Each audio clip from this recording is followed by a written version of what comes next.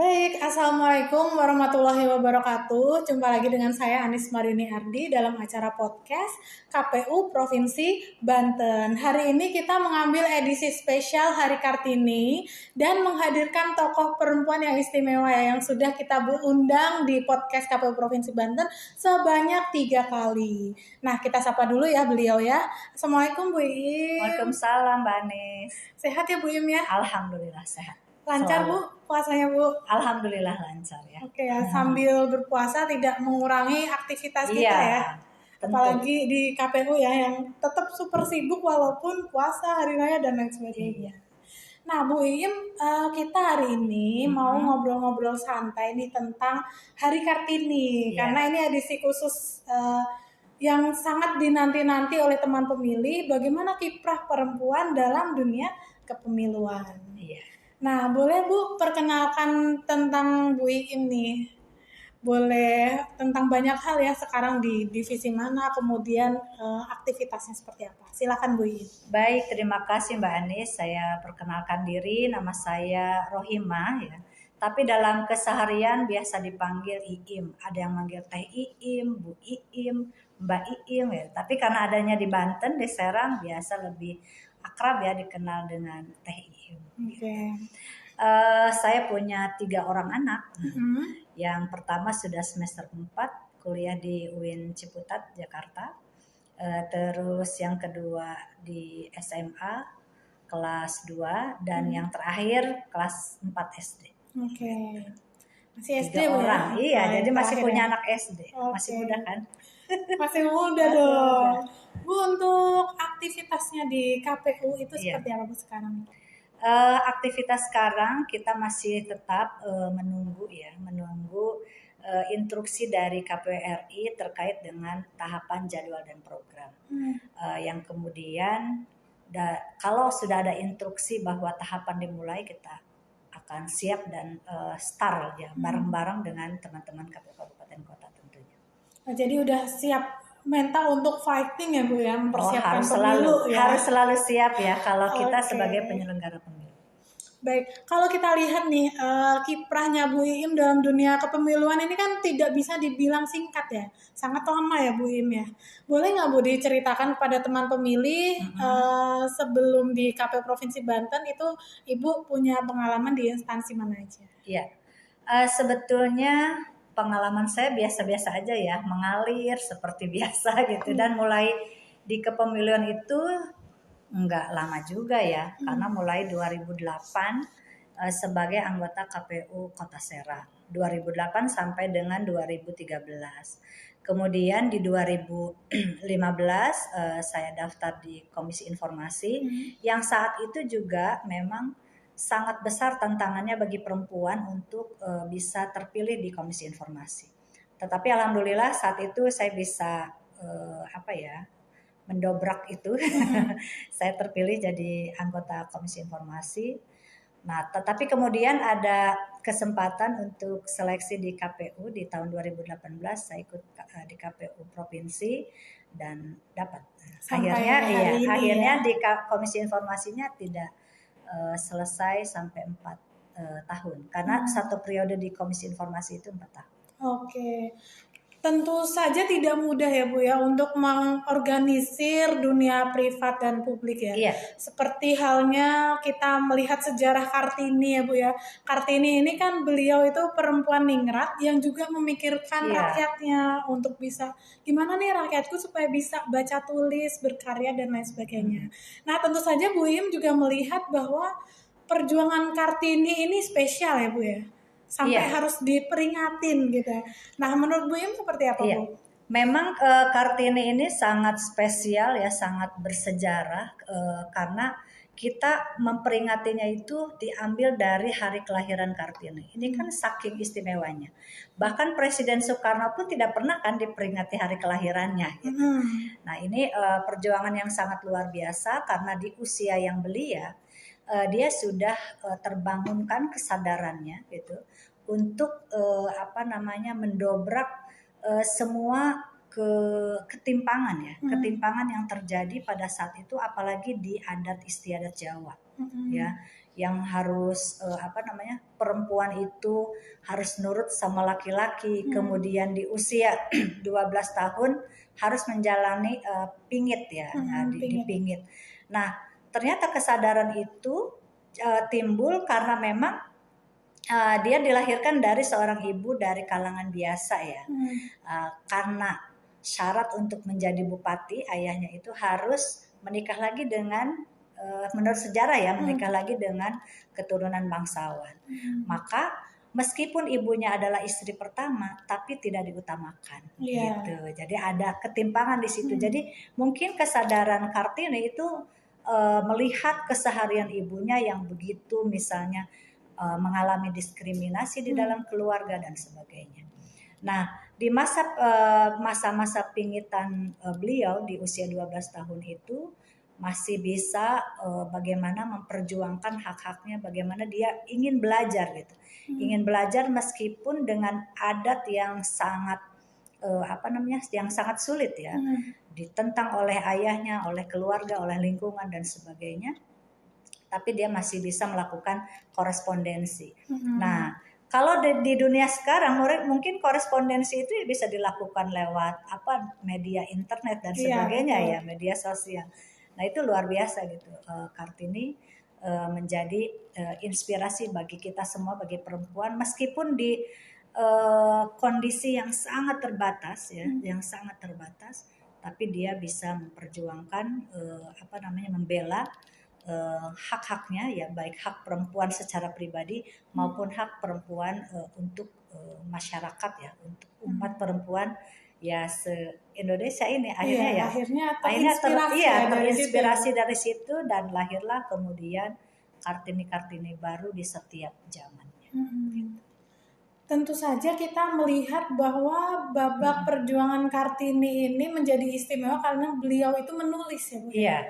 Punya semangat literasi pada saat itu ya, bersama Nyonya Stella, Nyonya Abendanon gitu kan, dan membaca berbagai literasi dari Belanda perjuangan. Juga. Termasuk bagaimana tulisan-tulisan perjuangan ya tentang ketimpangan masalah perempuan kan.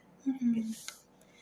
Yang saya highlight nih Bu dari buku Habis Gelap Terbitlah Terang, itu beliau menulis bahwa kita tidak bisa membantu orang lain sebelum kita membantu diri sendiri, menolong diri sendiri. Dan itu benar-benar terpraktekkan pada saat itu ya Bu ya. Dan memang harus begitu ya. Bagaimana kita bisa menolong, memperjuangkan orang lain kalau kita sendiri tidak mengalami kan. Nah, artinya tadi yang saya sampaikan, kesadaran itu tumbuh dari lingkungan keluarga yang membentuknya gitu. Di usia yang sangat belia gitu, yang masih usia SD ya, keinginan untuk belajar itu sangat tinggi. Dia membandingkan kok orang-orang di luar sana gitu kan. Karena pada saat itu negara kita kan masih Hindia Belanda. Dia membandingkannya dengan orang-orang Belanda. Jadi bagaimana pembelajaran kehidupan gitu, dengan membandingkan kebebasan perempuan di Belanda itu kan boleh gitu bersekolah. Nah, kesadaran ini yang kemudian menjadi pemicu, menjadi modal bagi perjuangan dia. Sehingga dengan modal nekat tadi akhirnya ya ayahnya juga kan mengizinkan untuk ikut kegiatan ya. Waktu ada Ratu Wilhelmina itu yang di Semarang, dan dia akhirnya bisa sampai sekolah di Semarang melanjutkan. Jadi memang perjuangannya luar biasa, menolong diri sendiri dulu baru menolong masyarakat dengan mendirikan sekolah kan. Nah, cuman sayangnya di usia 25 tahun sudah wafat ya. Jadi memang masih sangat muda sekali. Betul Bu. Nah, untuk hari ini nih Bu, nilai perjuangan yang bisa kita teruskan ya Bu ya dari perjuangan Kartini saat itu, apalagi Bu Im ini ada pada dunia yang cukup maskulin sebenarnya. Dunia politik itu kan sebenarnya kontestasi dan juga perebutan kekuasaan yang memang di situ sangat strategis gitu ya. Nah, bagaimana Bu Im meneruskan perjuangan Kartini di sektor kepemiluan ini Bu? Iya. Nah, nilai-nilai tadi ya, nilai-nilai kesadaran tadi yang harus kita ambil dari perjuangan Kartini. Bagaimana misalnya kita harus menghapus ya, menghilangkan image bahwa politik itu keras, politik itu dunianya laki-laki gitu. Nah, sebetulnya perempuan juga bisa gitu. Perempuan itu bisa dan bisa menentukan nanti kebijakan-kebijakan yang bersifat publik gitu. Kemudian kita bukan hanya perempuan, jangan cuma dijadikan sebagai sasaran ketika kampanye misalnya, bagaimana kemudian jadi pemilih. Nah, tapi bagaimana kalau posisinya sebagai pemilih, pemilih juga harus pemilih yang cerdas. Bagaimana bisa kita sebagai perempuan menentukan nasib bangsa kita sendiri gitu, dengan cara memilih wakil-wakil rakyat atau calon eksekutif yang memang pro kepada kebijakan-kebijakan rakyat gitu, kebijakan-kebijakan publik, terlebih kepada kebijakan-kebijakan perempuan misalnya. Nah, itu yang harus kita mulai bangun kesadaran itu. Nah, mumpung masih ada waktu yang cukup lama ya, dari 2024 pemilu 2024 kan kita masih punya cukup waktu ya untuk bagaimana kita membangun kesadaran bahwa pentingnya partisipasi perempuan di dalam politik. Baik sebagai pemilih maupun sebagai yang dipilih. Nah, ketika hak memilih dan dipilih, terutama dipilih, ini juga jangan hanya perempuan didaftarkan dalam daftar calon saja ya, yang ditempatkan di nomor urut 3, karena kita kan sudah menggunakan sistem zipper ya. Sistem zipper itu kan mewajibkan di antara 3 calon itu harus 1 perempuan. Oke, misalnya perempuan ada di nomor urut 3, nomor urut 6, nomor urut 9 dan seterusnya. Tetapi dia punya kesempatan yang sama untuk meraih kemenangan. Jadi bagaimana elektabilitas dia itu juga harus ditingkatkan dan harus percaya diri bahwa walaupun perempuan ya bisalah menduduki dan menjadi wakil rakyat. Kan pemilih kita hampir 50% itu perempuan. Jadi keterwakilan atau representasinya itu memang harus juga ada perempuan di sana, Ibu ya. Untuk menghapus yang persepsi tadi, itu persepsi bahwa perempuan itu nggak harus berpolitik atau politik itu ranahnya laki-laki. Kita harus menggeser persepsi-persepsi yang seperti itu ya, Bu ya. Nah, Bu Iim, untuk perjuangan itu kan kita kadang mengalami kendala ya. Pasti. Karena dunia perempuan itu kan kompleks banget ya, ada dunia privat dan publik. Mungkin kita setelah selesai bekerja, kita harus bekerja lagi ya di rumah, atau kita mempersiapkan semuanya selesai di rumah, baru kita bekerja. Nah, itu seperti apa, Bu, kendala-kendala dalam perjuangan tersebut? Hambatan perempuan itu banyak ya, baik internal maupun eksternal. Nah, di internalnya itu perempuan yang akan berkiprah di luar publik ya, itu harus selesai dulu dengan urusan internalnya. Apakah misalnya bagi yang masih lajang gitu, mendapatkan dukungan dari orang tua, dari keluarga. Kemudian bagi yang sudah berpasangan gitu, yang sudah bersuami istri, apakah dia sudah selesai dengan urusan izin suaminya. Nah, kalau misalnya tidak mendapatkan izin atau tidak ada perspektif yang sama antara si perempuan itu dengan pasangan, ini kan akan menjadi sulit ya. Apalagi stereotip perempuan misalnya, kok itu si A pulangnya malam terus ya. Karena kegiatan-kegiatan kepemiluan saja kita kan itu pulangnya sampai larut malam, bahkan adzan subuh gitu baru pulang gitu. Saya mengalami itu di setiap pemilu ya, 2009, kemudian di 2019 kemarin juga seperti itu. Jadi ada waktu-waktu tertentu di mana kita memang harus siap dengan waktu 24 jam untuk kepentingan publik gitu, untuk kepentingan kewajiban kita di luar rumah. Nah, kalau tidak ada pemahaman dari pasangan, dari suami, dari anak, itu akan sulit. Nah, itu.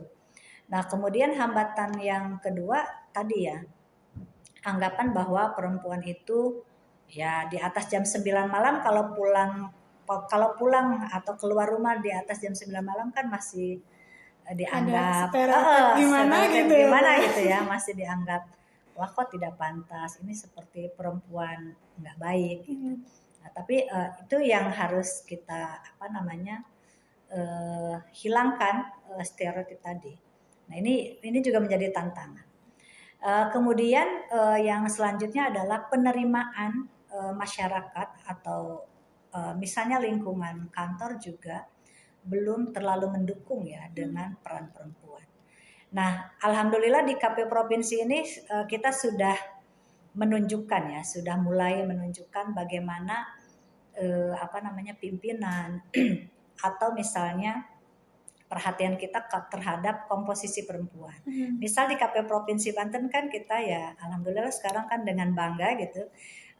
Jumlah kasubag perempuan di Provinsi Banten itu kan melebihi 30% ya. lebih Dari banyak. 8 kasubag ada 5 kasubag perempuan. Mudah-mudahan ini bukan hanya sekedar kuantitas, tapi bagaimana kualitas perempuan di ranah publik ini ya, khususnya di lembaga KPU Provinsi Banten juga punya peran yang sangat strategis ya. Leadership mereka tumbuh gitu, keluar sehingga tidak lagi membedakan ketika pimpinannya perempuan kok seperti ini gitu. Tidak membandingkan lagi. Tapi bagaimana kuantitas ini juga diikuti oleh kualitas, kapabilitas dan kemampuan manajerial dan leadership ya dari perempuan itu sendiri. Betul, iya. Terus ini Bu, kalau kita melihat tadi kendala-kendala tersebut mungkin bisa kita selesaikan ya. Iya. Tapi di luar sana mungkin banyak perempuan-perempuan yang harus saling menguatkan ya Bu ya, terutama teman pemilih yang ada di Indonesia nih, perempuan-perempuan yang bermulti peran, dia di privat iya, di publik iya. Nah, pesan Bu Iim untuk kita semua ini seperti apa Bu? Iya. Yang pertama, perempuan itu tentu harus menjaga harga dirinya sendiri ya. Harga diri menjaga ya. harga diri, martabat sendiri, bahwa memang ketika kita berperan baik di dalam maupun di luar tetap harus menjaga martabat perempuan itu sendiri. Berkelakuan terpuji ya, berakhlak yang baik dan menunjukkan tanggung jawab terhadap diri dan publik gitu. Yang kedua, tentunya ketika mendapatkan amanah atau tugas, kita harus bisa menjalankan tugas dengan baik. Ya, baik tugas sebagai ibu rumah tangga misalnya kalau yang perempuan yang sudah berpasangan, laksanakan tugas-tugas rumah tangga itu dengan baik ya. Seperti kita tidak punya pekerjaan di luar rumah gitu.